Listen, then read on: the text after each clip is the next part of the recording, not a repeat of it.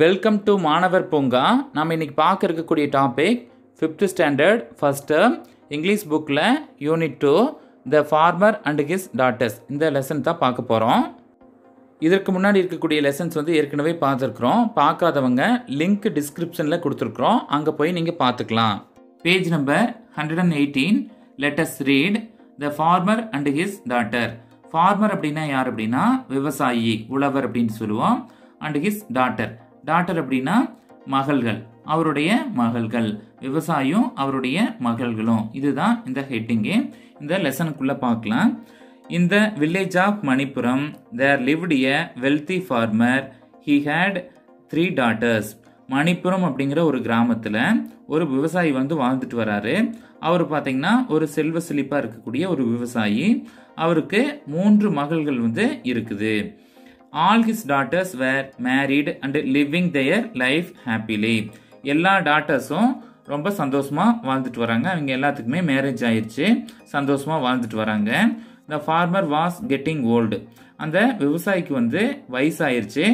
He wanted to distribute all his wealth to his daughters.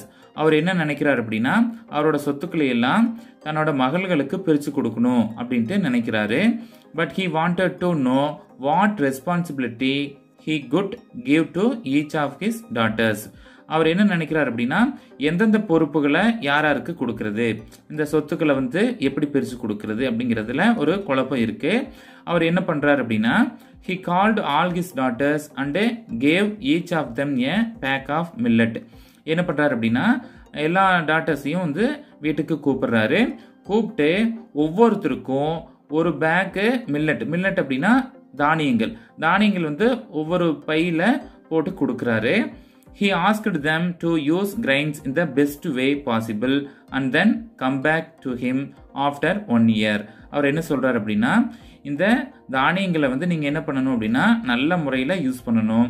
Use பண்ணிட்டு 1 year கழிச்சு நீங்க இங்க திரும்ப வாங்க, வீட்டுக்கு வாங்க அப்படின்ட்டு அவர் சொல்லி அனுப்புறாரு. அடுத்து after 1 year the daughters came back to their father's house.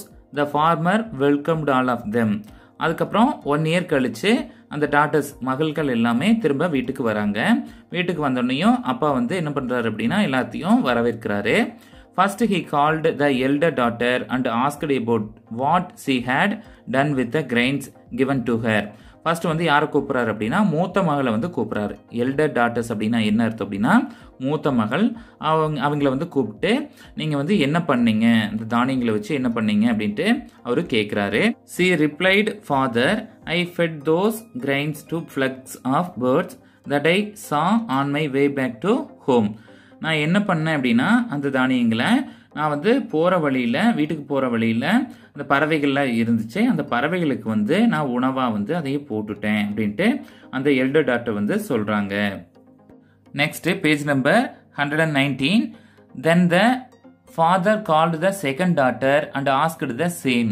She replied, Father, I thought those grains were sacred, so I mixed those with the other grains kept for community food service. அடுத்த doctor கூப்பிடுறாரு. Second doctor அப்பா கூப்பிடுறாரு. கூப்பிட்டு அதே question தான் கேட்குறாரு. அந்த தானியங்களை என்ன செஞ்ச அப்படின்ட்டு கேட்குறாரு. அதுக்கு அவங்க என்ன ரிப்ளை பண்ணுறாங்க அப்படின்னு சொன்னால் நான் என்ன பண்ண அந்த கிரைன்ஸ் அப்படின்னா அந்த கிரைன்ஸ் எல்லாம் ரொம்ப புனிதமானது. சேக்ரெட் அப்படின்னா புனிதமானது. அதனால நான் என்ன பண்ணிட்டேன், அந்த தானியங்களை நான் ஏற்கனவே வச்சிருந்த அந்த தானியங்களோட கலந்துட்டேன். அதை நான் எதுக்கு யூஸ் பண்ணலாம் அப்படின்ட்டு இருக்கிறேன் அப்படின்னா கம்யூனிட்டி ஃபுட் சர்வீஸ் அப்படின்னா என்ன அர்த்தம் அப்படின்னா அந்த அன்னதான திட்டத்துக்கு நான் யூஸ் பண்ணிக்கலாம் அப்படின்ட்டு இருக்கிறேன். அந்த மாதிரி யூஸ் பண்ணும்போது அந்த புனிதத்தன்மை எல்லாத்துக்குமே போய் சேரும்ல, அதுக்காக நான் அதை மாதிரி வச்சிருக்கிறேன் அப்படின்ட்டு அந்த செகண்ட் டாட்டர் சொல்றாங்க. So that every one good have it. இந்த புனிதத்தன்மை எல்லாத்துக்குமே கிடைக்கும்ல, அதனால நான் அந்த மாதிரி கலந்து வச்சிருக்கிறேன் அப்படின்ட்டு சொல்றாங்க. After this the third daughter game. The farmer asked her about the grains. அடுத்தது மூன்றாவது டாட்டர், மூன்றாவது மகளை கூப்பிடுறாரு. கூப்பிட்டு அவங்கள கேட்குறாங்க.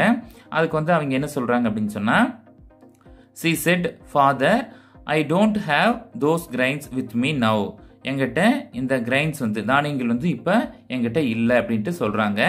I need 2 bullocks and men to get the grains. எனக்கு வந்து இப்போதைக்கு அந்த கிரெயின்ஸ் வந்து இல்லை, அது வேணும் அப்படின்னு சொன்னால் நம்மளுக்கு 2 புல்லக்ஸ் வேணும். இப்போ 2 புல்லக்ஸ் அப்படின்னா மாட்டு வண்டியில் கொண்டு வரணும் அப்படின்னு சொல்கிறாங்க. 2 காளைகள் வேணும்.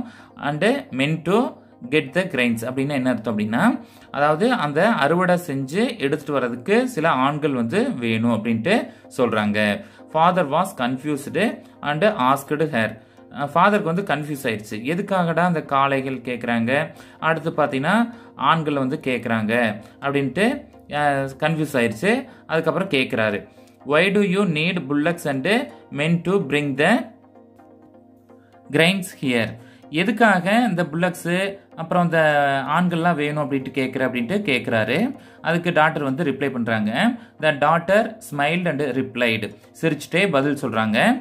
ஐ short those grains and now it has grown as crops, so I need a bullock cart and men to harvest and bring back to the grains. அவங்க என்ன சொல்கிறாங்க அப்படின்னு சொன்னால், நீங்கள் கொடுத்த அந்த தானியங்களை நான் என்ன பண்ணிட்டேன் அப்படின்னா விதைச்சிட்டேன். சாவ்டு அப்படின்னு என்ன அர்த்தம் அப்படின்னா விதைச்சிட்டேன், அது வந்து இப்போ பயிராக வளர்ந்து நிற்குது. அதை வந்து அறுவடை செய்கிறதுக்கு ஆண்கள் வேணும், அதுக்கப்புறம் அதை கொண்டு வரதுக்கு புல்லக் காட் மாட்டு வண்டி வந்து வேணும் அப்படின்ட்டு அவங்க சொல்கிறாங்க. Father was happy to know that she used the grains wisely. ஃபாதருக்கு வந்து சந்தோஷமாயிடுச்சு, இந்த பொண்ணு மட்டும்தான் நாம் கொடுத்த அந்த கிரெயின்ஸை வந்து என்ன பண்ணிக்கிறான் அப்படின்னா ரொம்ப வயசு அப்படின்னா ஒரு புத்திசாலித்தனமாக யூஸ் பண்ணிக்கிறான் அப்படின்ட்டு அவர் ரொம்ப சந்தோஷப்படுறாரு. Father found her apt and gave her the responsibility of the fields. அதாவது என்ன பண்ணுறாரு அப்படின்னா, ஸோ இந்த பொண்ணுக்கு தான் நம்மளோட வயலை வந்து தரணும், இந்த பொண்ணு தான் ஏற்ற பொண்ணு அப்படின்ட்டு அவர் நினச்சிட்டு அவருக்கு என்ன பண்ணுறாரு அப்படின்னா அந்த வயல் தோட்டம் இது எல்லாத்தையுமே அந்த பொண்ணுக்கு கொடுத்துட்றாரு. He distributed his wealth equally among the other 2 daughters. அதுக்கப்புறம் என்ன பண்ணுறாரு அப்படின்னா மீதி இருக்கக்கூடிய சொத்துக்களை மற்ற 2 மகள்களுக்கும் ஈக்குவலாக பிரித்து தந்துடுறாரு. Next page number 121. Match the actions with the picture. கீழே இருக்கக்கூடிய அந்த ஆக்சன்ஸோட நம்ம என்ன பண்ணணும் அப்படின்னா அந்த பிக்சர்ஸை மேட்ச் பண்ணணும். ஃபர்ஸ்ட் பார்த்தீங்கன்னா mixes for community food service, அதாவது அந்த தானியங்களை வந்து அந்த அன்னதான திட்டத்துக்காக மிக்ஸ் பண்ணினது யார் அப்படின்ட்டு கேட்குறாங்க. இதற்கான ஆன்சர் பார்த்தீங்கன்னா இந்த செகண்ட் டாட்டர். ஸோ இவங்களுக்கு நம்ம மேட்ச் பண்ணிக்கலாம். ரெண்டாவது பார்த்தீங்கன்னா சாஸ் த கிரைன் அப்படின்ட்டு இருக்கு. இதுக்கு வந்து என்ன ஆன்சர் வரும் அப்படின்னா த தேர்ட் டாட்டர். இந்த தேர்ட் டாட்டர் தான் என்ன பண்ணாங்க அப்படின்னு சொன்னால் அதை வந்து வளர்த்து ஒரு பயிராக வந்து மாற்றிருக்கிறாங்க. அப்போ அதுக்கு வந்து ஆன்சர் வந்து பார்த்திங்கன்னா இந்த கடைசியாக இருக்கக்கூடிய இந்த தேர்ட் டாட்டர். அடுத்தது ஃபீட்ஸ் த பேர்ட்ஸ் அப்படின்ட்டு இருக்கு, அதாவது பறவைகளுக்கு உணவாக கொடுத்தது யார் அப்படின்ட்டு கேட்குறாங்க. இதற்கான ஆன்சர் பார்த்திங்கன்னா இங்கே இருக்கக்கூடிய ஃபர்ஸ்ட் டாட்டர். ஸோ இதுக்கு நம்ம மேட்ச் பண்ணிக்கலாம். Next fill in the blanks. இதில் பார்த்தீங்கன்னா 3 ஆப்ஷன்ஸ் கொடுத்துருக்காங்க, ஃபீட்ஸு 3 மில்லட் அப்படின்ட்டு. இந்த ஆன்சர் தான் நம்ம என்ன பண்ண போகிறோம் அப்படின்னா இந்த டேஸில் வந்து எழுத போகிறோம். ஃபர்ஸ்ட்டுக்கான ஆன்சர் பார்க்கலாம். த ஃபார்மர் ஹேட் டேஸ் டாட்டர்ஸ் அப்படின்ட்டு இருக்கு. இதற்கான ஆன்சர் பார்த்தீங்கன்னா 3. ஸோ இங்கே சென்ட்ரல் இருக்கு இல்லையா 3, அதை எடுத்து நம்ம இங்கே எழுதிக்கலாம். அடுத்த ரெண்டாவது question, he offered days to his daughters. அந்த ஃபார்மர் வந்து அந்த மகள்களுக்கு எதை வந்து கொடுத்தாரு அப்படின்ட்டு கேட்டிருக்காங்க. இதற்கான ஆன்சர் பார்த்தீங்கன்னா மில்லட்.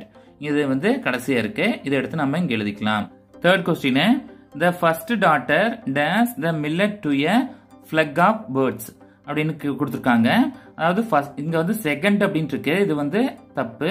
ஃபர்ஸ்ட் டாட்டர் அப்படிங்கிறது தான் கரெக்டாக இருக்கும்.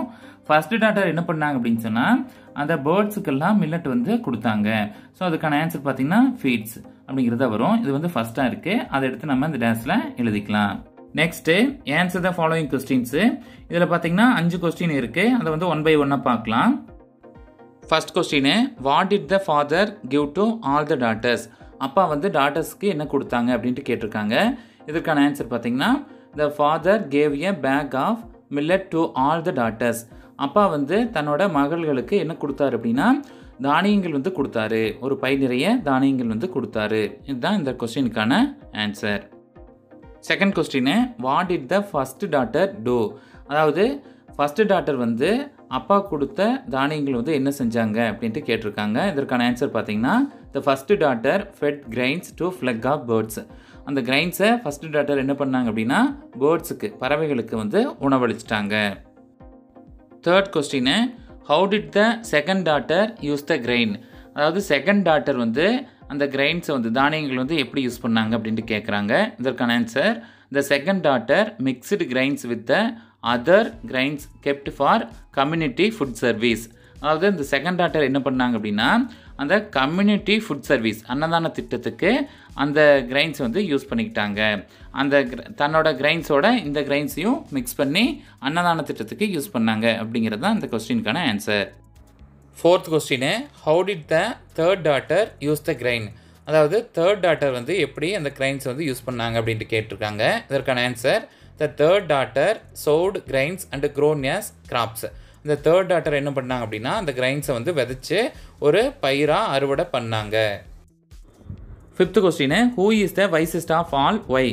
அதாவது இருக்கிறதுலையே புத்திசாலித்தனமான மகள்கள் யார் அப்படின்ட்டு கேட்குறாங்க. இதற்கான ஆன்சர் பார்த்தீங்கன்னா the third daughter is a wisest of all. அதாவது மூன்றாவது மகள் தான் இருக்கிறதுலே புத்திசாலித்தனமான பெண்ணு. ஏன் அப்படின்னு சொன்னால் because she sowed grains and grown as crops. அதாவது இருக்கிறதுலையே புத்திசாலித்தனமான பெண் வந்து மூன்றாவது டாட்டர். ஏன் அப்படின்னு சொன்னால் அவங்க தான் என்ன பண்ணாங்க அப்படின்னா அந்த தானியங்களை வந்து விளைவிச்சு ஒரு பயிராக வந்து உருவாக்கியிருக்கிறாங்க.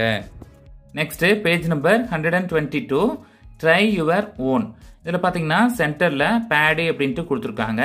பேடி அதோட மீனிங் வந்து கேட்டிருக்காங்க. இங்கே இந்த பாக்ஸில் மீனிங் வந்து எழுதணும். பேடி அப்படிங்கிறது என்ன அப்படின்னா நெல் அப்படின்னு சொல்லுவோம். அதை வந்து அதோட மீனிங் வந்து நம்ம இங்கே எழுதிக்கலாம். அன்மில்டு ரைஸ் அப்படின்ட்டு சொல்லுவோம். நெல் அதை வந்து நம்ம அன்மில்டு ரைஸ் அப்படின்ட்டு சொல்லுவோம். நெக்ஸ்ட் பார்த்தீங்கன்னா இன் யுவர் மதர் டங் அப்படின்ட்டு கேட்டிருக்காங்க. நம்மளோட தாய்மொழியில் இதுக்கு பேர் என்ன அப்படின்னு கேட்குறாங்க. இதற்கான ஆன்சர் பார்த்தீங்கன்னா நெல். அடுத்து மூணாவது பார்ட்ஸ் ஆஃப் ஸ்பீச் வந்து என்னன்னு கேட்குறாங்க. இது வந்து நவுனு. பேடி அப்படிங்கிறது நவுனு. அடுத்து வந்து யூஸ் இன் எ சென்டென்ஸ். இந்த பேடி அப்படிங்கிறத நம்ம சென்டென்ஸில் வந்து யூஸ் பண்ணி எழுதணும் அப்படின்ட்டு சொல்லியிருக்கிறாங்க. இதை வந்து நம்ம சென்டென்ஸில் யூஸ் பண்ணி எழுதணும் அப்படின்னா we grow paddy in our garden. நாங்கள் வந்து எங்களோட கார்டனில் இதை வந்து பேடி வந்து போட்டிருக்கிறோம் அப்படிங்கிறது தான் இதற்கான சென்டென்ஸு. அடுத்து பார்த்தீங்கன்னா ட்ரா. ட்ரானா என்னன்னா வரைகிறது. இந்த பேடி பிக்சர்ஸ் வந்து நம்ம இங்கே வரையணும். மறக்காமல் மாணவர் பூங்கா சேனலுக்கு சப்ஸ்கிரைப் பண்ணிக்கோங்க. தேங்க்யூ.